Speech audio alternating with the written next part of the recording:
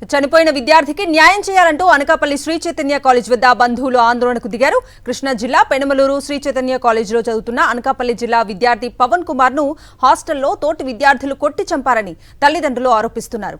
Anakapalli Shri Chaitanya college వద్ద బుచ్చయ్యపేట మండలం బంగారుమెట్టుకు చెందిన బాధిత విద్యార్థి తల్లిదండ్రులు, బంధువులు, ప్రజా సంఘాలు ఆందోళన చేపట్టారు.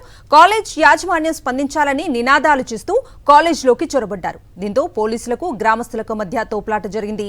యాజమాన్యం పవన్ హత్యను ఆత్మహత్యగా చిత్రీకరించి పోలీసుల సమక్షంలో బలవంతంగా పోస్టుమార్టం నిర్వహించాలని ఆందోళనకు దిగారు. బలవంతంగా మృతదేహంతో సహా తల్లిదండ్రులను, బంధువులను కృష్ణా జిల్లా దాటించారని ఆరోపించారు. పవన్ కుమార్ కు న్యాయం జరిగేంత వరకు పోరాడతామని అనకాపల్లి శ్రీ చైతన్య కాలేజ్ వద్ద తల్లిదండ్రులు, బంధువులు ఆందోళన చేపట్టారు.